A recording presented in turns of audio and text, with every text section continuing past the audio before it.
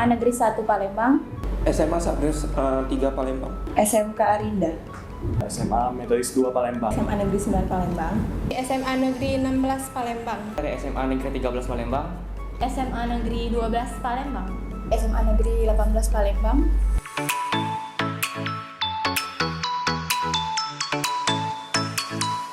Teknik Informatika, Saya di sini mengambil jurusan manajemen. Teknik Informatika, Sistem Informasi, Akuntansi. akuntansi, Sistem informasi itu prospek kerjanya terjamin untuk masa depan, apalagi di berbasis teknologi. Karena saya suka berbisnis dan saya akan mendalami ilmu manajemen. karena prospek kerjanya bagus. jurusan ini sangat dibutuhkan di dalam lapangan pekerjaan. Sesuai passion sih. Karena suka bagian akuntansi.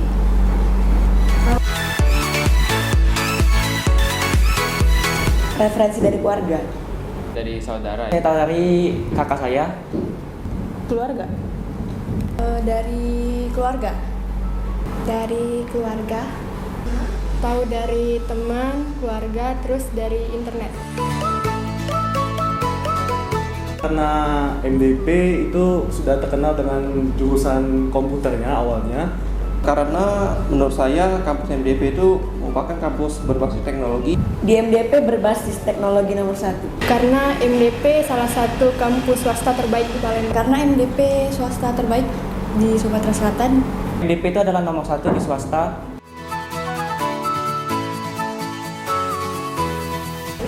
Keren. Terbaik. The best. unggul, MDP terbaik. teknologinya juara.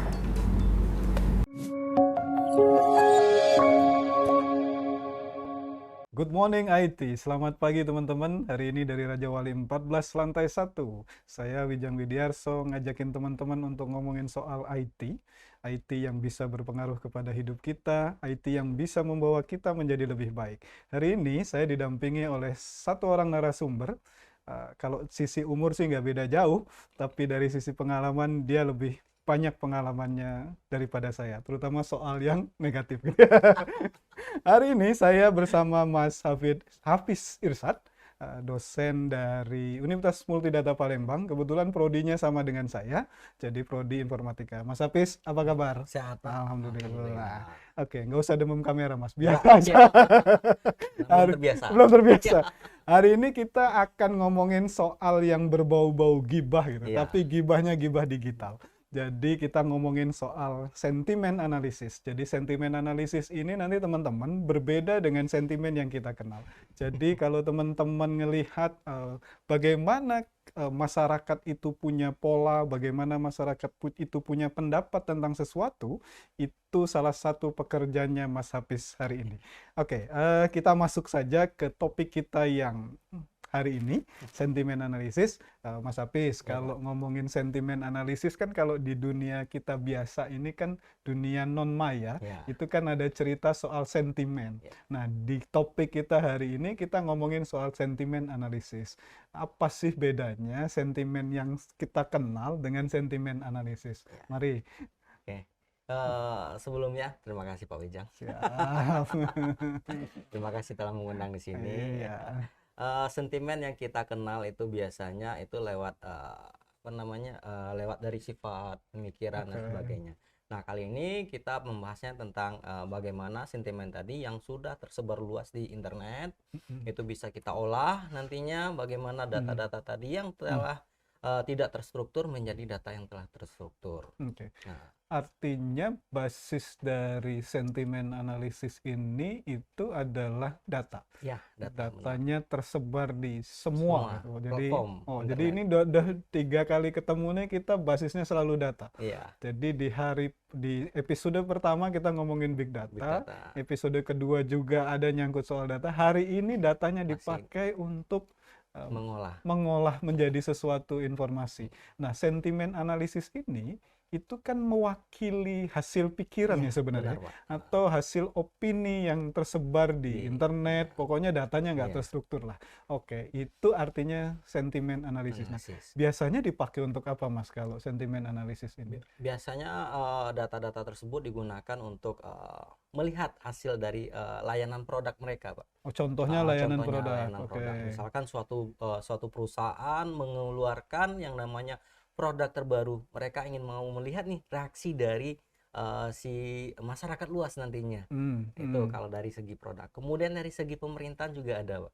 Oh, oke. Nah, dari segi pemerintahan mereka akan mengeluarkan undang-undang nantinya. Oh, umpamanya produknya undang-undang. Ya, produknya undang-undang. Nanti ini akan dilihat nih reaksinya dari masyarakat. Nah, apakah dia bersifat nantinya positif, negatif, atau netral saja, maka akan bisa dilanjutkan ke pembahasan berikutnya. Oke, ini mungkin yang membedakan ya analisis sentimen analisis dengan mungkin kayak jajak pendapat dan macam-macam. Kalau dia jajak pendapat dan macam-macam itu kan sudah terstruktur ya. Pola yang ingin dicari terstruktur. Sedangkan ini dia capturing semua data yang bentuknya tidak struktur menjadi terstruktur dan mewakili opini tertentu. Jadi umpamanya tadi pemerintah ngeluarin undang-undang, pemerintah pengen tahu keterima nggak nih undang-undang atau pendapatnya masyarakat atau opininya masyarakat, itu pakai analisis sentimen analisis. Artinya juga selain tadi pemerintah, produk, apa aja sih yang biasanya dipakai? Deteksi hoax biasanya juga, Pak, biasanya. Oke. Kemudian bullying terutama sekali itu sangat berpengaruh dalam sentimen analisis ini. Mengkategorikan bahwa sentimen itu masuk masuk ke sesuatu hoax dan macam-macam. Tadi yang Mas Hafiz bilang bahwa sentimen analisis itu outputnya ada positif, ada negatif dan netral. Berarti kalau dia mewakili positif itu baik. Ya. Jadi kalau pemerintah ngomongin bahwa undang-undang, ngeluarin undang-undang, umpamanya undang-undang Cipta Karya kemarin yang heboh ya, terus dari hasil sentimen analisisnya nunjukkan bahwa ternyata opininya baik, berarti itu bisa diteruskan. Nah, agak spesifik nih, sentimen analisis itu mengenali hoax itu, ini apa yang dia bandingkan atau apa yang dia pakai? Atau parameternya apa sih? Ya, pertama sekali itu tahapan-tahapannya kalau kita lakukan dari sentimen analisis itu kita tentunya menambang data dulu, Pak. Oke. Kita crawling datanya dari itu istilahnya crawling. Crawling ya. Kita menambang, biasanya kalau Pak Wijang nambang emas, kalau saya menambang teks. Gitu ya, amin. Oke. Data-data yang kita tambang tadi atau kita crawling itu kita tentukan batasan waktunya. Range-nya berapa bulan atau berapa minggu atau berapa tahun. Nah, setelah data-data itu kita dapatkan, ya nantinya tentu kita akan memisahkan hal-hal yang tidak berguna nantinya.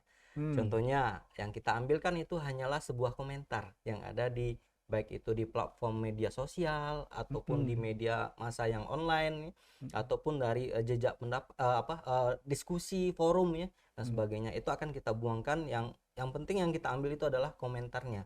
Seperti user, tanggal, dan sebagainya itu kita buang. Disingkirkan. Kita bersihkan dulu. Oke.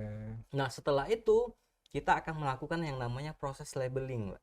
Kita label komentar-komentar tadi. Nah, itu tahapan labeling itu ada beberapa lagi terpisah nantinya. Oke. Label ini dalam rangka apa? Ngasih label. Ya, setiap komentar itu kita berikan apakah dia termasuk kategori positif, negatif, atau netral. Gitu. Nah, jadi di dalam komentar tadi tentu kita perlu orang-orang yang paham tentunya tentang ilmu linguistik pastinya. Iya. Kalau kita sendiri itu bisa kita sendiri, tapi hasilnya akan subjektif. Betul. Tidak akan objektif hasilnya. Ya, karena kita nggak punya ilmu soal itu ya. Jadi ada istilah parafrase yang harus dipakai untuk melakukan itu. Oke. Ini artinya kesalahan ketika kita memberikan labeling tadi juga berpengaruh terhadap opini kan? Ya, benar. Itu hasilnya kan bisa berpengaruh terhadap opini. Atau dengan sengaja kita melabelin sesuatu juga nanti berpengaruh sama opini kan? Iya, benar. Taruhlah kita ngomong bahwa itu tuh sebenarnya informasinya positif. Cuman karena sifatnya subjektif, kita melabeling itu menjadi negatif, hasilnya bisa negatif. Atau itu juga yang menjelaskan bahwa hasil tiap survei presiden atau calon presiden tuh beda-beda tiap surveyor ya? Iya. Mungkin itu ya, tapi nggak usah kita bahas. Nggak usah kita Masih bahas. lama, Iya. masih 2024 ya. Masih 2 tahun lagi. Masih 2 tahun lagi. Oke, nah tadi kan jelas nih bahwa di kata kunci sentimen analisis itu adalah dia gunakan semua sumber data dari apapun itu sebenarnya, tapi lebih banyak dia yang tersebar di internet ya. Nah, gimana caranya? Kan selain tadi sudah dijelasin bahwa tadi dipilih, kemudian di crawling, kemudian di labeling. Nah, setelah itu Setelah di labeling, kita akan mendapatkan nih hasilnya yang apakah dia positif, apakah dia netral, apakah dia negatif. Tadi kita akan lanjut ke tahapan berikutnya, pre-processing namanya, Pak. namanya pre-processing. Nah, apa sih yang dilakukan di Nah, pre-processing? dalam ini kita akan melakukan nantinya stop word, menghentikan kata-kata nantinya. Oke, lebih detail lagi nih. Ada stop word. Ya, stop word. Stop word. Ya. Oke. Apa ini? Kata apa yang harus dihentikan dan kata apa yang harus diteruskan? Ya, kata-kata itu seperti kata-kata saya, bukan saya, Pak ya. Oke. Teksnya saya. Teksnya berisi ya, saya. Dan aku dan Ah. sebagainya yang tidak mempunyai makna dan arti. Oh. Nah, itu dia. Berarti dia harus membuang Ya. kata-kata yang sebenarnya tidak terkait secara langsung merepresentasikan opini yang Ya. ditulis di komentar. Benar. Saya, aku, dan, dan atau ya, dan sebagainya. ya. Tetapi apakah itu memang baku kata-kata itu atau tergantung nanti opini yang akan kita cari? Oh enggak, itu sudah ada library-nya yang berdasarkan dari hasil linguistik tadi, Pak. Kalau oke. kita menggunakan NLTK itu sudah ada library-nya. NLTK itu library yang berbahasa Inggris tentunya. Jadi ketika kita melakukan parafrase itu sudah ada panduan dalam tanda petik tadi yang memandu kita untuk menghentikan kata-kata yang sebenarnya tidak dibutuhkan ketika untuk bangun opini itu. Oke. Habis itu setelah stop word itu tentunya kita melakukan tokenizing. Tokenizing. Oke. Diapain tuh token? Nah, token itu di mana tadi kata-kata yang sudah punya paragraf, ini nanti kita potong. Ini agak beda sama token listrik ya? Iya, ini motong tuh asumsinya memecahkan kata-kata. Oke. Dari kalimat itu kita pecahkan menjadi kata-kata. Contoh-contoh apa, Mas, yang kata-kata yang dipecah dalam konsep tokenizing itu apa? Contohnya ini kan Universitas Multidata Palembang. Nanti akan dipecahnya menjadi Universitas Multidata Palembang. Word by word yang punya meaning. Benar. Oke, itu namanya tokenisasi. Ya, tokenisasi. Artinya satu token itu adalah kata yang sebenarnya sudah punya arti sendiri. Iya, benar. Oke. Itu tidak termasuk tanda baca, Pak. Koma, titik, tanda seru itu belum. Enggak masuk. Dia nggak termasuk juga yang di stop word tadi. Masuk ke dalam stop word tadi. Oke, stop word. Oke, lanjut. Setelah tokenisasi. Setelah tokenisasi nanti akan ada hasilnya nanti pada tahapan terakhir itu namanya stemming. Stemming, di stem. Itu di stem. Bukan stemming ya. Semprot. Semprotan itu. Oke, lanjut. Diapain tuh? Stemming itu kita membuang imbuhan, Pak. Dibuang lagi. Dibuang lagi. Contohnya berbisa. Itu itu kita buang jadi bisa. Jadi bisa. Nah, di stemming ini nanti mempunyai makna lagi, Pak. Dari sentimen analisis tadi nanti akan berpengaruh. Ini sih banyak sih masyarakat luas yang yang menyamakan antara sentimen analisis dengan NLP. Natural Language Processing. bedanya? Contohnya kalau perbedaannya itu sebenarnya sih standar. Kalau di sentimen analisis hanya kata-kata saja yang bisa kita ambil. Tapi kalau di NLP itu dia akan membaca data sebelum tadi dan sesudahnya maknanya. Contohnya ular itu berbisa. Nah, kalau di sentimen analisis cuman dipisahkan kan. Berbisanya menjadi bisa. Nah, tapi kalau di NLP bisa tadi itu apa makna kedepannya dan apa makna sebelumnya. Artinya ada prosesan lebih lebih detail di Ya, NLP di NLP dibandingkan daripada dengan sentimen. sentimen analisis. Karena sentimen analisis itu memang betul-betul pengen cari opini gitu Ya, kan. Dan opininya itu tidak dibangun berdasarkan konteks kalimatnya, tetapi kata per kata ya yang dia. perkata. Oke, ini udah ngebayang ya Iya. teman-teman di teman-teman pemirsanya MDP TV udah ngebayangin nih bedanya. Artinya kesimpulan soal opini itu lebih banyak dibangun dari jumlah kata yang Iya. disebutkan kan sebenarnya yang mewakili Iya, opini mewakili gitu. opini. Oke, makin dalam kelihatannya. Iya. Nggak tahu nih teman-teman akan bosen atau enggak. Pokoknya ini agak teknis nih kita bicara ya. Nah, setelah stem buang semua tadi yang berimbuhan, dilanjutkan dengan proses tadi sudah selesai Sudah stem, selesai? kita udah cleaning nih datanya. Oke. Data udah Oke. clean. Saatnya kita beraksi pada menghitung jumlah munculnya kata-kata tadi. Oke. Ya, bisa kita gunakan TF-IDF atau vector space model. Bentar. Nah. Ini rada jelimet nih ya. Oke, setelah kata-katanya tadi dibersihkan semua, intinya datanya sudah Udah bersih. bersih, ya. Oke, selanjutnya kita melakukan sesuatu sesuatu untuk perankingan. perankingan. Oke, baik, lanjut Oke. Mas. Nah, dalam TF-IDF tadi kita lihat nih nanti kata-kata apa yang paling sering muncul di sebuah opini tadi. Oke. Dari sebuah opini, contohnya kalau kita membuat lagi rame nih di Twitter, itu adalah masalah pesulap merah. Nah, itu kan lagi rame itu, Pak. Iya, Nah, itu akan kita lihat nih munculnya nanti pesulap merah itu berapa kali disebutkan di dalam opini masyarakat tadi di dalam Twitternya. Nah, artinya sebenarnya nanti umpamanya ya, tapi lanjutin dulu deh. Berarti ini nanti akan di-ranking berapa di-ranking. banyak kata yang sering muncul dari itu. Iya. Terus setelah itu? Nah, setelah itu kita melakukan yang namanya split data nantinya, Pak. Setelah kita mendapatkan ranking, kemudian di ranking ini kita bisa melakukan visualisasi data nantinya, seperti word cloud.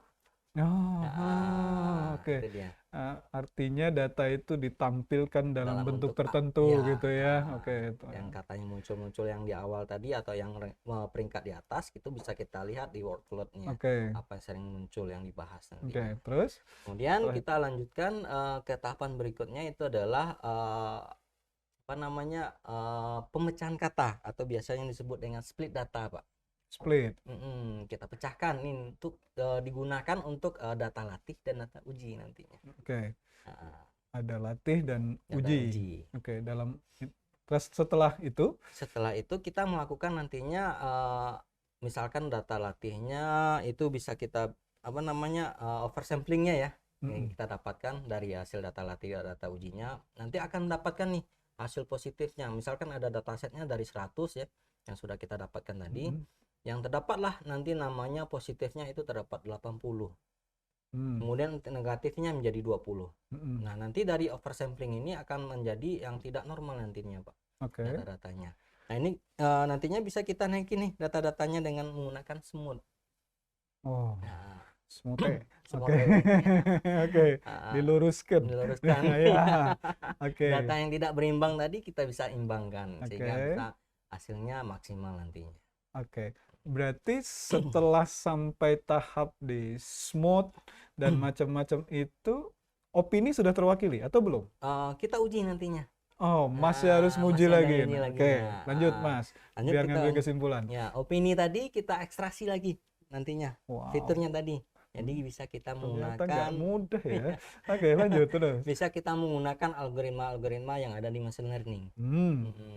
Contohnya itu KNN, kemudian F bias, kemudian random forest dan sebagainya. Nah, setelah itu kita mendapatkan yang namanya convolution matrix. Oke, dipetakan dalam bentuk convolution matrix. Oke, terus? Dari sana udah kita mendapatkan nih hasilnya.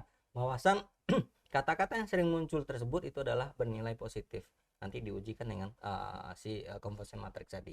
Apakah benar data-data tadi positif atau negatifnya. Gitu. Sudah bisa diambil kesimpulan? Sudah Oh. bisa kita ambil kesimpulan. Panjang ya. Jadi kalau kita ngelihat sekilas kan yang sering kita lihat sebagai masyarakat biasa itu kan adalah visualisasi Iya, datanya kan. visualisasi Kita datanya. tinggal tahu nih Iya. proses ternyata di dalam itu cukup banyak langkahnya untuk memastikan bahwa opini yang dibangun itu benar gitu Iya. ya. Nah, ini kan sering kita umpamanya menggunakan hasil sentimen analisis ini untuk kegiatan lain. Nah, biasanya hasil sentimen analisis ini akan dipakai untuk melakukan apa sebenarnya? Sebenarnya sih banyak sih yang bisa kita lakukan ya, apalagi kalau kita membahas tentang namanya Undang-Undang ITE, Pak. Oke. Nah, itu banyak sekali sih di Kominfo itu akan kelihatan nih, apalagi kalau yang biasanya yang tidak normal-normal itu bisa diblok langsung.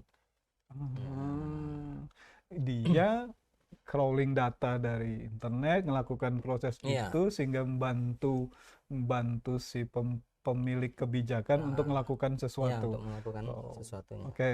Kemudian ada juga sih yang berfokus nantinya ke apa namanya mengetahui ciri yang lebih khusus lagi, yang lebih mendalam lagi nantinya, Pak, dari opini tersebut.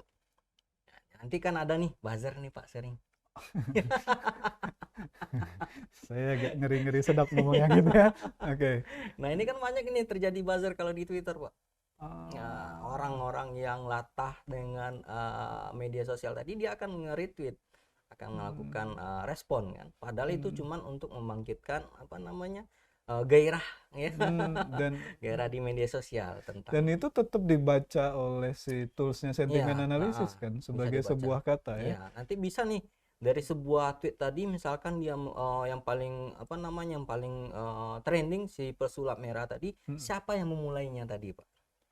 Oke. Dia akan mendapatkan siapa pertama sekali orang yang memulai nge-tweet pesulap merah tadi. Oke, saya ngebayangin dunia ini kan akhirnya bisa dimanipulasi kan. Iya. Ya kan kalau kita nggak benar-benar gunakan tools Iya, yang dengan- benar, langkah yang benar kan akhirnya dimanipulasi ya. Iya. Ya, tadi Mas Hafiz kan udah jelasin bahwa apapun sumber datanya sepanjang dia disebut, dia akan diulang kan. Padahal Iya. orang itu kan sekedar nge-retweet Iya. umpamanya, atau orang tuh sekedar nge-repost gitu kan, bukan iya. tulisan dia sendiri ya. Iya. Jadi itu yang dilakukan. Oke, ini mungkin yang agak-agak teknis banget gitu. Toolsnya pakai apa? Ya. Toolsnya pakai apa? Yang paling gampang itu Orange, Pak.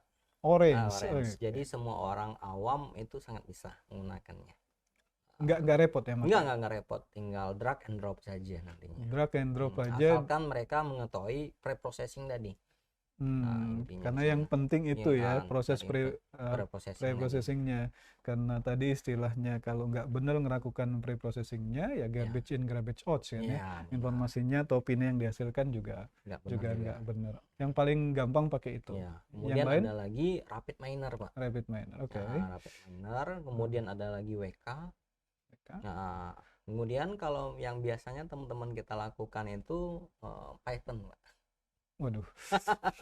Ular, Pak. Ya. Ya, mereka banyak menggunakan Iya, hal iya. seperti itu. Itu lebih super wah lah, Pak, kalau kita menggunakan Python tadi. Bedanya kekuatannya ada di mana? Bedanya kalau yang dengan tool yang biasa itu dia mempunyai batasan, Pak. Batasan. Nah, sementara kalau kita menggunakan bahasa pemrograman Python tadi, kita bisa mengeksplor lebih luas lagi nanti. Artinya batasannya kita bisa Ya, create bisa sendiri. benar. Nah, tadi kalau umpamanya kita cuman buang imbuhan ber aja, kita bisa buang akhiran juga Ya. nggak ada masalah gitu ya. Atau oke. Iya. Nah, teman-teman, jadi terbayang bahwa pekerjaan ini juga tidak mudah, tetapi saya kembali mengingatkan bahwa proses untuk melakukan sentimen analisis tetap saja basisnya adalah data. Jadi apapun sumber datanya, kalau di sisinya Mas Hafiz bahwa pre-processing itu yang menjadi penting untuk menghasilkan opini tertentu. Nah, statement terakhir mungkin dari Mas Hafiz ini biasanya saya pakai untuk ketika terakhir-terakhir saya berbicara dengan tamu-tamu saya gitu. Kira-kira sentimen analisis ini selain menjelang 2024 ini bisa trennya gimana nih trennya. Karena kecenderungannya memang kalau saya ngelihat umpamanya banyak sekali hasil survei yang basisnya sentimen analisis ya, ngatakan itu. Saya juga bisa percaya, juga bisa enggak gitu, karena tadi basis opini yang dibangun kan dengan yang Mas Hafiz jelaskan tadi. Perkembangannya gimana di masa mendatang? Di masa mendatang itu sangat luas sekali, Pak. Masih kepake, Pak. Masih kepake. Untuk 10 sampai 20 tahun mungkin ya. Karena sentimen itu tercipta terus ya. Tercipta terus. Atau sumber data itu terus ada ya. Apalagi kalau setiap platform media yang baru-baru muncul, masyarakat baru menggunakannya juga, maka semakin banyak lagi nantinya data-data yang bisa. Nah, sekarang mungkin dari teks, mungkin dari bisa gambar besok ini, bisa video, bisa suara dan sebagainya, Pak. Sentimen analisis kan mampu melakukan itu kan, toolsnya kan, sumber datanya kan tidak terbatas teks saja kan. Oke. Baik teman-teman, jadi kalau teman-teman ingin belajar sentimen analisis, toolsnya, teman-teman harus belajar di Universitas Multidata Palembang. Kalau di Universitas Multidata Palembang, teman-teman di informatika tuh ketemu Mas Hafiz dan teman-temannya, ketemu saya gitu. Cuman saya bagian sentimennya aja, yang analisisnya Mas Hafiz. Jadi teman-teman bisa ketemu, bisa belajar bareng di sini. Sekali lagi, terima kasih untuk perhatiannya hari ini. IT itu telah mewarnai hidup kita, jadi mau nggak mau kita tetap harus wise gunakan IT. Dari lantai 1, Gedung Raja Wali 14, Universitas Multidata Palembang, saya Wijang Widiarso. Good morning IT, selamat pagi semuanya. Halo MDP People, besok 17 Agustus kita akan berjumpa di MDP TV. Kita akan membahas mengenai kemerdekaan dan juga spirit entrepreneurship di program Business Review bersama Bapak Yuli Zarkasi. Jangan lupa saksikan dan juga jangan lupa like, comment, share, dan juga subscribe, dan juga aktifkan notifikasi loncengnya. Terima kasih, sampai jumpa.